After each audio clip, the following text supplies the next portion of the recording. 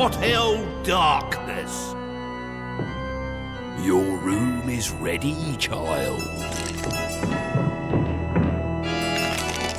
Enjoy your stay. They say that beauty is in the eye of the beholder, but not if you look like this. I've got two faces, one for best and one for worst. This face is best for getting children to trust me, so that when I show them this face, they'll do anything I say. And it's not half bad for getting sweets on Halloween either. This is the Visitors Book, where all the grisly tales of all my wicked guests are written down. Want to see why one of these bad children is down here? This is Spencer's story. I call it The Ugly Prince. Once upon a time, in the land of Ilwindia, there lived a butt-ugly prince called Spencer. He hadn't always been ugly. When he was born, he was beautiful. But he was a willful child who thought that he was the centre of the universe, that every object on Earth, every person and every toy ever invented was his to own by right. What nobody had told him was that the centre of the universe is a big black hole. Celebrities from across the world were invited to Prince Spencer's christening, including the King and Queen of neighbouring need-a-bit-of-a-leg-up land and their baby daughter, Brittany. The royal household had publicly agreed that when Prince Spencer and Princess Brittany were old enough, they should be married. It had not gone unnoticed that they were rather well matched. Then, his fairy godmother, a 200-year-old witch called La La La La La La La, arrived with her present. This gift is very special. Guard it with your life. For 500 years, this gift has been passed down through the generations. It is known as the Chalice of Candour, for he that owns it shall always know the truth. And to know the truth is to know which path to take in life. Let it guide you, fairy godson mine, and one day this chalice will make you the most powerful man in the world. It was a most generous gift, but Spencer thought it was boring. Next present now! What have you done? That chalice was priceless. Say sorry, and I will forgive you. Then I curse you. From now until the day you say sorry, for every act of selfishness you inflict on others, for every tantrum you throw, you will become uglier. Now, if you'll excuse me, I need to find a fairy god doctor. And that is why 13 years after La La La La La La La had cursed him, Prince Spencer was so ugly that he had to wear a paper bag in public, so as not to frighten babies or turn water fountains to stone.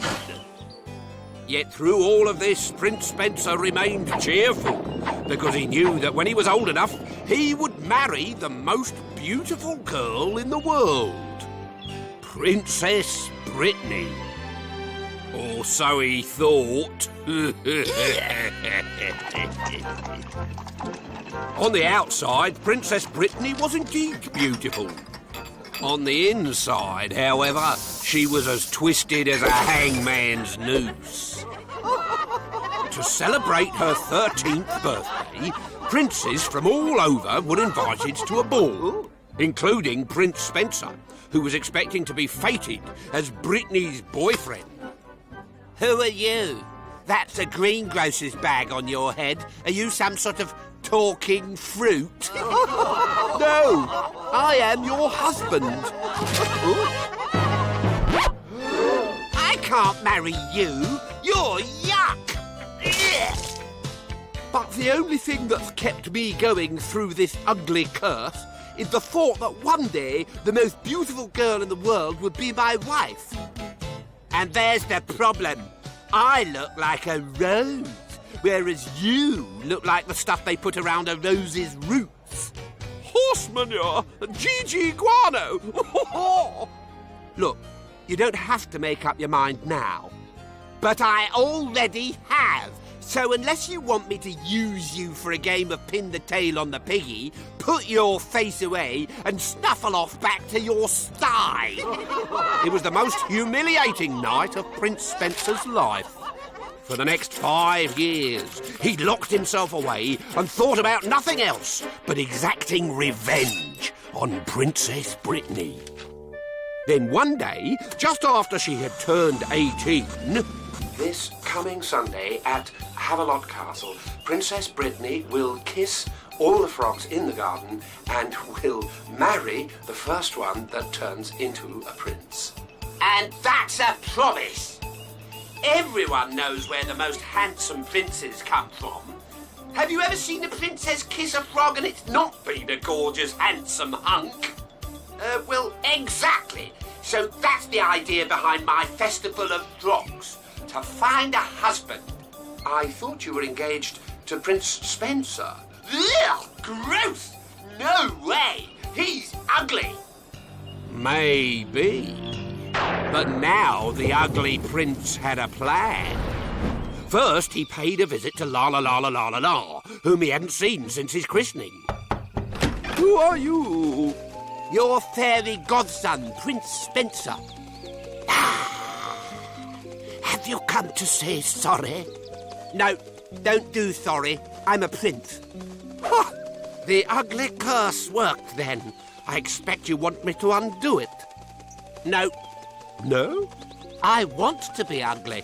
If you make me beautiful again, my revenge won't work. I need a magic potion to turn me into a frog. Why? To trick a girl I used to love. When she kisses me as a frog and I turn back into a man, she will have to marry me. But when she sees it's me with my ugly face, she will be miserable for the rest of her life.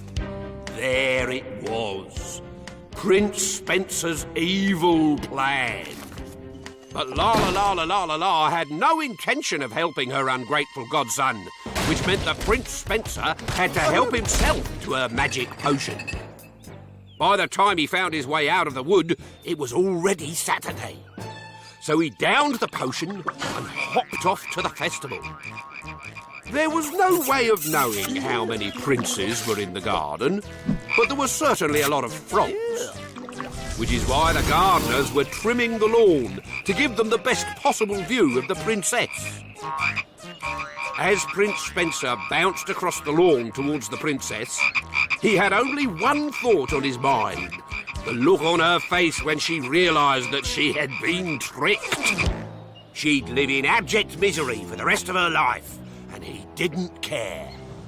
That was when it happened. The whistling wind, the clunking thunder of the sweeping blades. He glanced over his shoulder, but it was already too late. What have you done? Sorry, ma'am. Didn't see it. What if this was the prince I was going to marry? Won't happen again, ma'am. No, it won't. Then, to teach the old fool a lesson, she put both halves of the frog in the juicer and made him drink it. Which only goes to prove that even princes can't have everything they want. Every last drop. And Princess Brittany, she's down here in the darkness with me. I've put her in the aging suite, where the microclimate keeps her vital organs alive while her body gets older and wrinklier, which means that now our beautiful princess looks just like a frog.